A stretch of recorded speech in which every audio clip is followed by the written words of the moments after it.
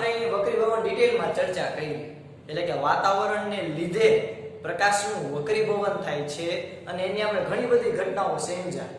હવે આપણે એ જોઈએ એમાંની એક ઘટના કે જેનું નામ છે તારાઓનું ટમટમવું. આપણને ઘણી વાર પ્રશ્ન થાય કે આપણે રાતે સૂતા હોઈએ તો આપણે ઘણીવાર અગાસી પર નજર કરીએ, ખુલ્લી અગાસી, તો તારાઓ છે એ લબક જબક થતા હોય છે, એટલે કે ટમટમતા હોય છે. તો આપણને ઘણીવાર પ્રશ્ન થાય કે આ તારાઓ ટમટમતા આપણને શું કામ દેખાતા હશે? ઓકે, એ તારાઓ દિવસે શું કામ નહીં દેખાતા હોય, આપણને એ પણ પ્રશ્ન થાય. તો તારાઓના ટમટમવાની પાછળ પણ વાતાવરણીય વક્રીભવનની જ ઘટના જવાબદાર છે. જોઈએ આપણે કેવી રીતે. તો કે સૌથી પહેલા ક્વેશ્ચન છે તારાઓનું કેમ ટમટમે છે, સવિસ્તાર સમજાવો. આ ક્વેશ્ચન આપણને 2 માર્કમાં પૂછાઈ શકે એમ છે. ઓકે, તારાઓના પ્રકાશનું વાતાવરણીય વક્રીભવન થવાથી તારાઓ ટમટમતા લાગે છે. આ પહેલું સેન્ટેન્સ.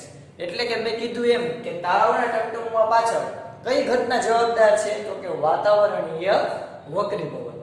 તો ત્યારે જ તમને હવે બીજો પ્રશ્ન થાય કે તો સાહેબ શું કામ વાતાવરણીય વક્રીભવન જ જવાબદાર છે, અથવા તો એવું શું થાય છે કે જેથી તારાઓ ટમટમે છે? તો જો આપણે ચર્ચા કરીએ વિદ્યાર્થીઓ, તારાઓનો પ્રકાશ પૃથ્વી પર પહોંચે તે પહેલા વાતાવરણમાં વક્રીભવન પામશે કે નહીં પામે? આપણને ખબર છે કે તારાઓ ખૂબ જ દૂર આવેલા હોય છે. હવે તારાઓ છે એ એક સ્વયં પ્રકાશના ઉદ્ગમ તરીકે વર્તે. એનું ઉદાહરણ આપું કે સૂર્ય. આપણને ખબર છે કે જે સૂર્ય છે એ એક પ્રકારનો સ્ટાર છે, એક પ્રકારનો તારો છે. તો એ જો તમે એ સ્વયં પ્રકાશના ઉદ્ગમ તરીકે કામ કરે છે, એટલે કે આપણને બધાને પ્રકાશ આપે છે. તો એવી રીતે આપણને જેટલા પણ સ્ટાર દેખાય આકાશમાં એ બધા સૂર્ય જેટલા અથવા તો સૂર્ય કરતા મોટા વિશાળ તારાઓ છે. તો એ પોતે એક ઉદ્ગમ તરીકે કામ કરતા હશે, એટલે કે એમાંથી ઘણો બધો પ્રકાશ છૂટો પડતો હશે. તો આ પ્રકાશના કિરણો છે એ પૃથ્વી સુધી પહોંચે. હવે તમે વિચાર કરો કે પ્રકાશ કેટલું બધું અંતર કાપી, કારણ કે સ્ટાર તો ઘણા બધા દૂર હશે, તો કેટલું બધું અંતર કાપી અને એ આપણી પૃથ્વી ઉપર આવે છે. તો જેમ જેમ શૂન્યાવકાશમાંથી પૃથ્વીની સપાટી ઉપર સ્ટારનો પ્રકાશ પહોંચશે, તારાઓનો પ્રકાશ પહોંચશે, તો વચ્ચે વાતાવરણ આવશે. તો વાતાવરણ આવશે એટલે કે જો કોઈ સ્ટાર છે, આ માની લો કે અહીંયા પૃથ્વીની સપાટી છે, કોઈ સ્ટાર છે એ શૂન્યાવકાશમાંથી પૃથ્વીની સપાટી ઉપર જેમ જેમ નજીક આવતા જાય એમ વચ્ચે વાતાવરણના વાયુઓ વધતા જાય, એટલે કે વાતાવરણ પાતળામાંથી કેવું થતું જાય, ઘટ માધ્યમ થતું જાય. તો જેમ જેમ નજીક આવે એમ પ્રકાશનું કિરણ પાતળા માધ્યમમાંથી ઘટ માધ્યમમાં જતું જાય. તો જો પ્રકાશનું કિરણ જો વાતાવરણ ન હોત ને તો તારાઓ સીધા પૃથ્વીની સપાટી પર ભૂભૂક કરતા પડત, પણ એવું થશે નહીં. એટલે કે આપણે વાતાવરણ આવેલું છે, આજુબાજુ કેટલી બધી હવા આવેલી છે, તો પ્રકાશનું કિરણ છે એ સીધું પહોંચવાની બદલે વાતાવરણને લીધે વક્રીભવન પામી અને થોડુંક આમ બેન્ડ વળશે, વાંકું વળશે અને પછી આપણી આંખ સુધી પહોંચશે. ઓકે, આટલી ઘટના ક્લિયર થઈ. આજને આપણે કેવી રીતે લખી શકીએ આપણે જોઈએ. તો જો તારાઓનો પ્રકાશ પૃથ્વી પર પહોંચે તે પહેલા વાતાવરણમાં વક્રીભવન પામે છે. કેવી રીતે વક્રીભવન પામે મેં તમને સમજાવ્યું તો કે આપણી પૃથ્વીની ઉપર વાતાવરણ આવેલું છે, તો પ્રકાશનું કિરણ ઉપરથી નીચે તરફ એટલે કે શૂન્યાવકાશમાંથી વાતાવરણ તરફ આવશે તો એ સતત વાંકું વળતું જશે, એટલે કે પાતળા માધ્યમમાંથી ઘટ માધ્યમમાં આવશે. તો તમે યાદ કરો વિદ્યાર્થી મિત્રો, પાતળા માધ્યમમાંથી ઘટ માધ્યમમાં પ્રકાશનું કિરણ આવે તો એ લંબની નજીક જાય કે દૂર જાય? Yes, very good. આપણને બધાને ખબર છે કે પાતળા માધ્યમમાંથી ઘટ માધ્યમમાં પ્રકાશનું કિરણ આવે તો એ લંબની નજીક આવે, અને ઘટ માધ્યમમાંથી પાતળા માધ્યમમાં જાય તો એ લંબથી દૂર જાય. એ આપણે ચેપ્ટર 10 ની અંદર ભણી ગયા. તો અહીંયા એ જ કન્સેપ્ટ ફરી પાછળ લાગુ પડશે. પૃથ્વીની સપાટી તરફ આવતા પ્રકાશના કિરણ સતત પાતળા માધ્યમમાંથી ઘટ માધ્યમમાં આવતો હોવાથી લંબ તરફ વળે છે. હવે અંતિમ વક્રીભૂત કિરણ એટલે કે છેલ્લું વક્રીભૂત કિરણ એટલે કે છેલ્લું આપણને બિંદુ મળ્યું કે જ્યાં મારી આંખ ઉપર આવ્યું એ મારું છેલ્લું બિંદુ થયું. એ અંતિમ વક્રીભૂત કિરણને લંબાવવું પાછળની બાજુ એટલે કે સીધું લંબાવવું તો મને આભાસી સ્થાન B મળશે કે જે A થી ઉપર તરફ હશે. હવે આ સેન્ટેન્સ શું કીધું એના માટે તમને પહેલા તો એક આકૃતિ સમજો. જો આયા આપણે એક માની લો કે આ જો આ પૃથ્વી છે. હવે તો કહીએ પૃથ્વી ઉપર એક ડાગલો એ આપણે બધાય છે એમ સમજી લો, આપણે બધામાંથી કોઈ પણ એ કોઈ આયા માણસ ઊભો છે. હવે સ્ટાર છે, સ્ટારમાંથી પ્રકાશનું કિરણ છે એ બહાર નીકળશે અને આપણે પૃથ્વી સુધી આવશે. તો પૃથ્વીની અંદર વાતાવરણ આવેલું હશે, તો પ્રકાશનું કિરણ છે એ આ વાતાવરણમાં આવતું હોવાથી સતત પાતળા માધ્યમમાંથી પ્રકાશનું કિરણ ક્યાં આવશે તો કે ઘટ માધ્યમમાં સતત આવશે, પાતળા માધ્યમમાંથી ઘટ માધ્યમમાં આવશે. તો પાતળા માધ્યમમાંથી ઘટ માધ્યમમાં આવશે એટલે પ્રકાશનું કિરણ જો સતત વાંકું વળશે, જો વળે છે વાંકું એટલે કે વાંકું વળતું જશે. તો વાંકું વળતા વળતા વળતા અહીંયા અવલોકનકારની આંખ પાસે આવ્યું. હવે તો કે જો આપણને ખબર છે કે આપણે હંમેશા સીધું જોઈ શકીએ, આપણે હંમેશા એક સરખું આમ સીધું જોઈ શકીએ. આપણું સીધે સીધું જેવું ફોકસ હોય ને એવું ઉપર કે નીચે ક્યાંય ન હોય. તો જો હવે એને ક્ષિતિજ દિશામાં સીધે સીધું લંબાવું એટલે કે આ અંતિમ વક્રીભૂત કિરણ જો સમજો, આ અંતિમ વક્રીભૂત કિરણ છે એને હું લંબાવું ઉપરની બાજુ જો મેં લંબાવ્યું તો મને આભાસી સ્થાન B મળ્યું. હકીકતમાં તારાનું મૂળ સ્થાન શું હતું A, પણ આપણે ઈ અવલોકનકારના આંખમાં આવ્યું એને આપણે લંબાવ્યું હતું સીધે સીધું, આપણને શું મળ્યું આભાસી સ્થાન B, જે A થી ક્યાં છે ઉપરની તરફ, A થી ક્યાં છે ઉપરની તરફ. ઓકે, પૃથ્વીના વાતાવરણની ભૌતિક સ્થિતિ પણ ક્યારેય સ્થાયી હોતી નથી. માની લો ફોર એક્ઝામ્પલ હું ભારત દેશની વાત કરું તો આપણે પણ અહીંયા 3 પ્રકારની ઋતુ અવેલેબલ છે, શિયાળો, ઉનાળો અને ચોમાસું. ત્રણેયના વાતાવરણમાં કંઈક તો પલટો હશે, એટલે કે ત્રણેયના વાતાવરણમાં હવામાનમાં કંઈક તો ફેરફાર હશે. જેમ કે ઉનાળાની વાત કરું તો આપણી હવા થોડીક પાતળી થઈ જશે, શિયાળાની વાત કરું તો આપણા દેશની હવા છે એ થોડીક જાડી થઈ જશે, ચોમાસાની વાત કરું તો ભેજવાળી હશે. તો અહીંયા ત્રણે ઋતુઓની વાત કરું તો એની અંદર વાતાવરણ છે એની હવા એ અલગ અલગ સ્થિતિમાં હશે થોડીક. એવી રીતે દુનિયામાં અલગ અલગ જગ્યાએ અલગ અલગ ઋતુઓ હોય છે, અલગ અલગ ખંડ ઉપર આવેલા હોવાથી બધાની ભૌતિક સ્થિતિને આધારે વાતાવરણ અલગ અલગ હશે. તો આના ઉપરથી પૃથ્વીના વાતાવરણની ભૌતિક સ્થિતિ પણ કેવી છે અસ્થાયી, જેથી આભાસી સ્થાન પણ બદલાયા કરે છે. એનો મતલબ શું તો કે માની લો કે હું અહીંયા ઊભો છું ભારત દેશમાં તો મને આભાસી સ્થાન અહીંયા મળે. હવે માની લો કે હું કોઈ બીજા દેશમાં અમેરિકામાં જઈને ઊભો રહું તો ત્યાંનું વાતાવરણ અલગ હોય તો મને આભાસી સ્થાન અહીંયા જ મળે એવું જરૂરી નથી, થોડુંક આગળ પાછળ પણ મળી શકે. એટલે કે ભૌતિક પરિસ્થિતિ બધું કેના ઉપર ડિપેન્ડન્ટ છે તો કે વાતાવરણ ઉપર. એટલે જ આ ટોપિકનું નામ છે વાતાવરણીય વક્રીભવન. ઓકે, તો અહીંયા આપણને આટલું ક્લિયર છે. આ સિવાય તારાઓ પૃથ્વીથી ઘણા બધા દૂર આવેલા છે, ઘણા બધા દૂર, એટલે આપણે એને બિંદુવત ઉદ્ગમ એટલે કે સ્મોલ નાનું એવું ટપકા સ્વરૂપે આપણે એને જોઈ શકીએ છીએ કે જે પ્રકાશના ઉદ્ગમ તરીકે કામ કરે છે. ઓકે, આ સિવાય તો કે આપણી આંખમાં પ્રકાશની માત્રા પણ અનિયમિતપણે બદલાતી હોય છે, એટલે જેને લીધે આપણને તારાઓ છે ટમટમતા લાગે છે. તો આટલા કે રીઝનો હતા કે જેથી આપણને તારાઓ એટલે કે સ્ટાર છે એ શું કામ લબક ઝબક થયા કરે છે, શું કામ આપણને ટમટમતા લાગે છે, એના કારણની આપણે વાત કરી. એમાં સૌથી પહેલું અને કેન્દ્રમાં રાખવાનું કારણ શું હતું તો કે વાતાવરણીય વક્રીભવન. વાતાવરણીય વક્રીભવનને કારણે જ આપણને તારાઓ ટમટમતા લાગે છે અને તારાઓ છે એ પોતાના મૂળ સ્થાનથી થોડાક દૂર દેખાશે. હવે એટલે તમે હવે નોટિસ કરજો કે તમે જ્યારે આપણે અગાસી પર જઈએ અને આપણે જ્યારે સ્ટાર જોઈએ તો આપણને જે સ્ટારની પોઝિશન દેખાય એ ઓરિજિનલ પોઝિશન નથી, એના કરતા ઓરિજિનલ પોઝિશન થોડીક આગળ પાછળ હશે. ઓકે, આ કેના જેવું છે તો કે તમે જોજો ધ્યાનથી, એક તમને એક્સપેરિમેન્ટ કરવાનું કહું તો કે આપણે એક પાણીની ડોલ ભરવાની, એની અંદર તમે કોઈ સિક્કો હોય, રૂપિયાનો સિક્કો, 2 રૂપિયાનો સિક્કો, 5 રૂપિયાનો સિક્કો, કોઈ પણ લઈ શકો, 10 રૂપિયાનો સિક્કો, તો આ કોઈ પણ સિક્કો હોય એટલે તમારે ડોલની અંદર નાખો. પછી તો કે તમે એને ઓબ્ઝર્વ કરશો તો તમને ક્યાંક સિક્કો દેખાશે. હવે તમે જેવા એને લેવા માટે પ્રયત્ન કરશો તો એ સિક્કો ત્યાંથી થોડોક આગળ કા પાછળ હશે. આ તમે એક્સપેરિમેન્ટ કરી લો. તો આ શું કામ થયું તો કે પાણીમાં પ્રકાશના વક્રીભવનને કારણે. બસ એવી જ રીતે વાતાવરણમાં પ્રકાશના વક્રીભવનને કારણે તારાઓનું સ્થાન થોડુંક દૂર દેખાય છે, હોવું જોઈએ અહીંયા પણ થોડુંક દૂર દેખાય છે. કેને લીધે? વાતાવરણીય વક્રીભવનને કારણે. તો આ થયું તારાઓના ટમટમવાનું રીઝન. 2 માર્કમાં ક્વેશ્ચન પૂછાઈ શકે, સિમ્પલ આવડે વિદ્યાર્થી મિત્રો, કાંઈ કરવાનું નથી. તારાઓમાં પ્રકાશનું વક્રીભવન કેવી રીતે થાય તો કે વાતાવરણીય વક્રીભવનને કારણે. તારાઓનો પ્રકાશ પૃથ્વી પર પહોંચે એ પહેલા વાતાવરણીય વક્રીભવનને કારણે પ્રકાશ ક્યાં આવે તો કે લંબથી નજીક તરફ આવે છે. ઓકે, અંતિમ વક્રીભૂત કિરણને લંબાવો તો આપણને આભાસી સ્થાન B મળશે. આ સિવાય તો કે પૃથ્વીની ભૌતિક સ્થિતિ પણ સ્થાયી હોતી નથી અને આપણા આંખમાં પ્રવેશતા પ્રકાશ પણ અનિયમિતપણે બદલાતા કરે છે. ઓકે, આ સિવાય બીજી વાત કરું તો અહીંયા મને તરત બીજો પ્રશ્ન થાય કે ગ્રહો કેમ ટમટમતા નથી? ઓકે સાહેબ, મને બધું સમજાઈ ગયું, કે તારાઓ છે એ ટમટમતા નથી.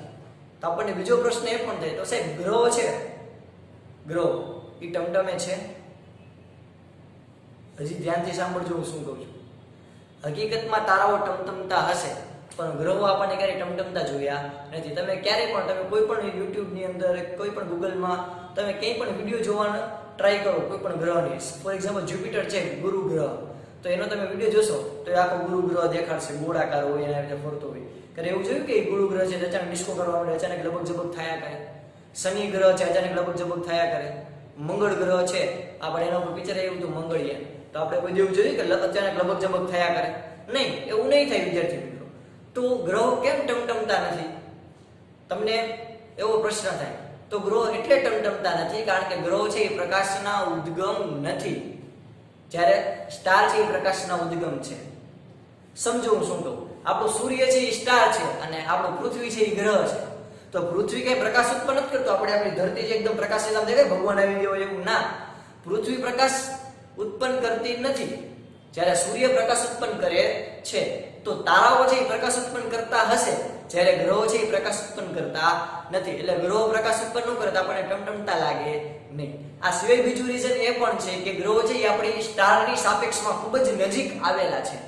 આપણે સ્ટારની વાત કરીએ તો સ્ટાર તો આપણાથી ખૂબ જ દૂર આવેલા છે, ઘણા બધા પ્રકાશ વર્ષ દૂર. જ્યારે ગ્રહ છે એ આપણા પૃથ્વીથી અમુક લાખ કિલોમીટરની અંદર નજીકમાં આવેલા છે. એટલે કે હું એમ કહી શકું કે એક પ્રકાશ વર્ષ જેટલા પણ દૂર નથી ગ્રહો.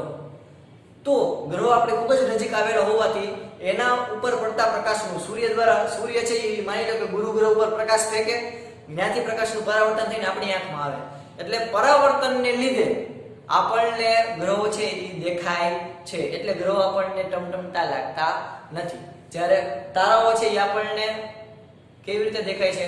તો કે વાતાવરણના વક્રીભવનને કારણે થોડાક મૂળ સ્થાનથી દૂર દેખાય છે. ઓકે, તો આપણા બે પ્રશ્ન થયા. તારાઓના શું કામ ટમટમે છે, અથવા ટૂંક નોંધ લખો તારાઓનું ટમટમવું. અને બીજો પ્રશ્ન પણ આપણે રેડી કર્યો કે ગ્રહો કેમ ટમટમતા નથી. તો કે પેલું રીઝન, ગ્રહો છે એ એક પ્રકાશના ઉદ્ગમ તરીકે કામ કરતા નથી. એ ગ્રહો છે એ પ્રકાશ ઉત્પન્ન કરતા નથી. બીજું તો કે ગ્રહો છે એ તારાઓની સાપેક્ષમાં ખૂબ જ નજીક આવેલા હોવાથી એ જે પ્રકાશનું પરાવર્તન કરે એનું સરેરાશ મૂલ્ય કેવું થાય છે? શૂન્ય. એટલે આપણને ગ્રહો ટમટમતા દેખાતા નથી. ઓકે, ચલો વિદ્યાર્થી મિત્રો, હવે આપણે તારાઓ કેમ ટમટમે છે, ગ્રહો કેમ ટમટમતા નથી એની ચર્ચા કર્યા બાદ હવે આપણે ચર્ચા કરીએ કે સૂર્યાસ્ત અને સૂર્યોદય છે એમાં પણ એક વાતાવરણીય વક્રીભવન અગત્યનો ભાગ ભજવે છે. અને કંઈક એવી ઘટના કરે છે કે જેથી સૂર્યાસ્ત થાય એના કરતા આપણને 2 મિનિટ વહેલો સૂર્યાસ્ત દેખાય છે, અને સૂર્યોદય થાય એ પહેલા આપણને વહેલો સૂર્યોદય દેખાય છે. કે સાહેબ શું બોલો, કાંઈ ખબર નથી પડતી. અરે એમ કહું છું કે સૂર્યોદય થાય એટલે આપણને ખબર છે કે સૂર્ય પૂર્વમાંથી આવી રીતે ઉગે, એવું હોય? આપણે બધાય ખોટું સેન્ટેન્સ બોલી છે. હકીકતમાં સૂર્ય છે એ ક્યારે પૂર્વમાંથી ઉગીને પશ્ચિમમાં આથમતો નથી.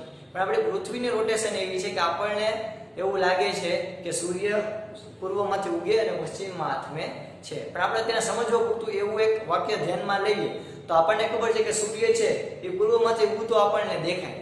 તો હકીકતમાં જ્યારે સૂર્ય ઉગતો દેખાય ત્યારે એ હકીકતમાં એનું સ્થાન નથી, એનું આભાસી સ્થાન છે.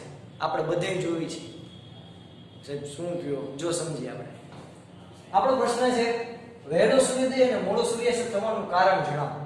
એટલે કે ટાઈમ કરતા આપણને વહેલો સૂર્યોદય જોવા મળે છે અને ટાઈમ કરતા મોડો સૂર્યાસ્ત થાય છે. તો એનું રીઝન શું છે? તો કે જો પૃથ્વીના વાતાવરણમાં જેમ જેમ તમે ઊંચે જાઓ એમ પ્રકાશીય રીતે ઘટમાંથી પાતળું માધ્યમ થતું જાય. આયા વાતાવરણ ખૂબ વધારે છે, વાયુઓ ખૂબ વધારે છે. તો તમને જેમ જેમ જેમ જેમ ઉપર જતા જાઓ એમ વાતાવરણના વાયુઓનું પ્રમાણ કેવું થતું જશે? ઘટતું જશે. એટલે આપણને ધીરે ધીરે ધીરે ધીરે ધીરે ધીરે ધીરે કરતા આપણને પ્રકાશનું કિરણ છે એ ફટાફટ પસાર થશે. એટલે કે પાતળા માધ્યમમાંથી ઘટ માધ્યમમાં, નાના ઘટ માધ્યમમાંથી પાતળા માધ્યમમાં પ્રકાશનું કિરણ જશે. ઓકે, ત્યાંથી આગળ આપણે ચર્ચા કરીએ તો કે સૂર્યમાંથી પ્રકાશ છે એ પાતળા માધ્યમમાંથી ઘટ માધ્યમમાં આવતું હોવાથી લંબ તરફ આવે છે. ઓકે, આ પૃથ્વી ગણું આ જે ભાગ છે તમને બ્લુ કલરનો દેખાય. ઓકે, આપણે આકૃતિને આવી રીતે અલગ પાડ દઈએ જેથી તમને ખ્યાલ આવે. તો કે આ આપણે આનું કહો પૃથ્વી. તો પૃથ્વીનું આ જે વાતાવરણ છે તો અહીંયા પાતળું, અહીંયા ઘટ માધ્યમ છે અને અહીંયા હશે પાતળું માધ્યમ. તો ઘટ માધ્યમમાંથી પાતળા માધ્યમમાં પ્રકાશનું કિરણ આમ જાય, ઘટમાંથી પાતળામાં જાય તો એ લંબથી દૂર જશે.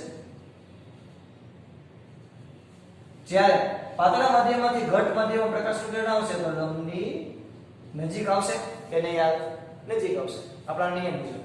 હવે કોઈ પણ સ્થળે સૂર્ય ખરેખર ક્ષિતિજ પર આવે ત્યારે ઉગ્યો કે આથમ્યો કહેવાય. એટલે કે મને જે સપાટી, પૃથ્વીની જે સપાટી છે એને એક્ઝેક્ટ લાઈનમાં જ્યારે સૂર્ય આવે ત્યારે એ ઉગ્યો કે આથમ્યો કહેવાય. એ સૂર્ય ઉગે તો પણ પૃથ્વીની સપાટીને એકદમ આમ આપણને સ્થિર દેખાવું જોઈએ. એટલે કે આપણે પૃથ્વીની સપાટી એકદમ સીધી હોય, એને એકદમ લાઈનમાં સૂર્ય જ્યારે દેખાય ત્યારે એ ઉગતો હોય તો પણ ભલે અને આથમતો હોય તો પણ ભલે. પણ એના માટે કન્ડિશન શું? તો કે આપણે પૃથ્વીની સપાટી સીધે સીધી જે તમને દેખાય એકદમ બરોબર એની લાઈનમાં સૂર્ય આવવો જોઈએ, તો આપણને ઉગતો કે આથમતો કહેવાય. એટલે કે કોઈ સ્થળે સૂર્ય ખરેખર ક્ષિતિજ પર, ક્ષિતિજ એટલે તો કે એકદમ સીધી લાઈનમાં, પૃથ્વીની સપાટી સાથે એકદમ સીધી લાઈનમાં આવેલો હોય ત્યારે ઉગ્યો કે આથમતો કહેવાય. ફોર એક્ઝામ્પલ તમે અહીંયા ધ્યાનમાં જુઓ તો આ પૃથ્વી ગોળાકાર છે. હવે એને એકદમ સપાટીને એકદમ લાઈનમાં જ્યારે સૂર્ય આવશે તો આને કહેવાય ક્ષિતિજ પરનો સૂર્ય. એટલે કે અહીંયા જ્યારે સૂર્યની પોઝિશન આવે આ લાઈન પર તો ત્યારે સૂર્ય છે એ ઉગ્યો કે આથમ્યો કહેવાય.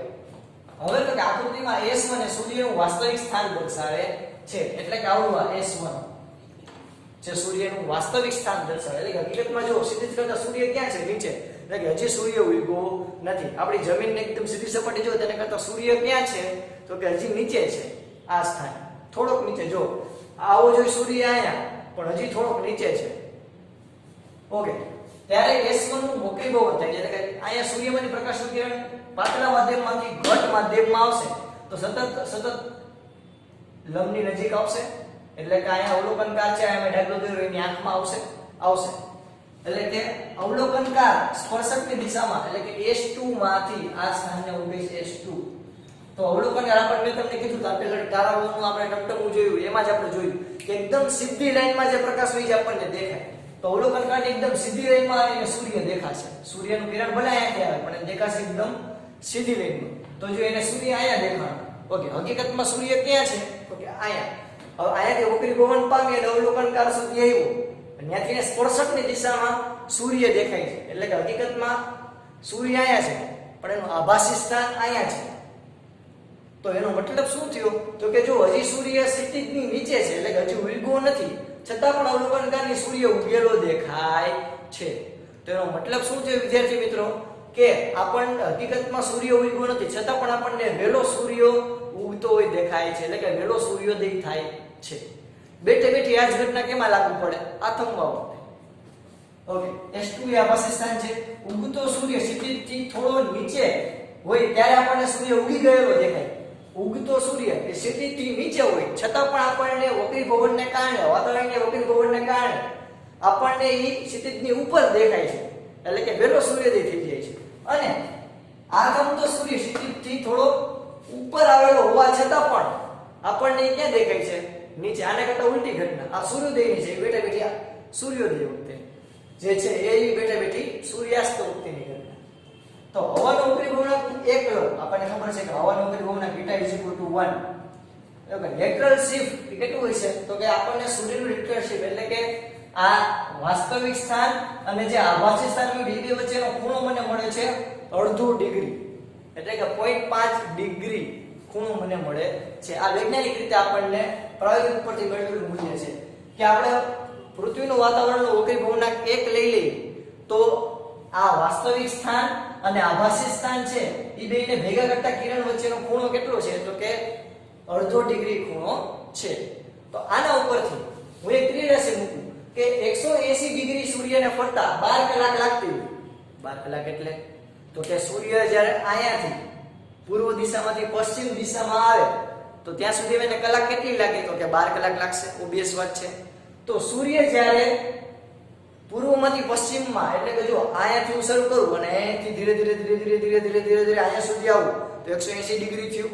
તો 180 ડિગ્રી જ્યારે સૂર્ય આવશે ત્યારે એને કેટલી કલાક લાગશે? 12 કલાક.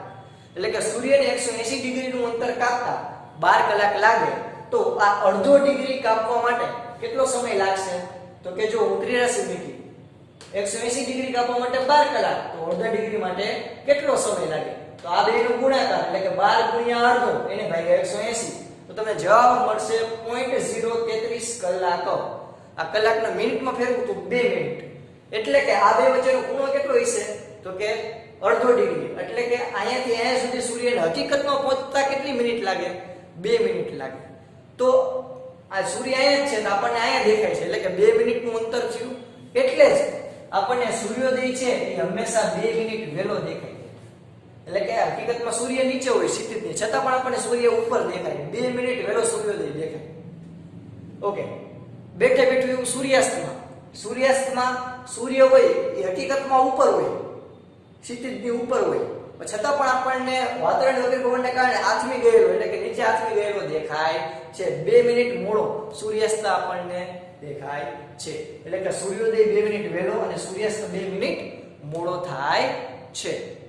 ઓકે, આટલું બધાને ક્લિયર થયું. તો ટોટલ આપણે વાત કરીએ તો કે સૂર્યોદય અને સૂર્યાસ્ત બે વચ્ચેનો તફાવત આપણે ગણીએ, એટલે કે બેનો ટોટલ સરવાળો કરીએ તો સૂર્યાસ્ત અને સૂર્યોદય અને સૂર્યાસ્ત બંને ઘટના છે એમાં કેટલા મિનિટનો આપણે સમય રોજ આપણે ફેરફાર અનુભવીએ છીએ? તો કે 4 મિનિટ. 2 મિનિટ વહેલો સૂર્યોદય અને 2 મિનિટ મોડો સૂર્યાસ્ત. ઓકે, તો આ થઈ આપણા વાતાવરણીય વક્રી ભવનના કિસ્સાઓની. વાતાવરણીય વક્રી ભવનમાં આપણે સૌથી પહેલા વાતાવરણીય વક્રી ભવન કોને કહેવાય સમજ્યા?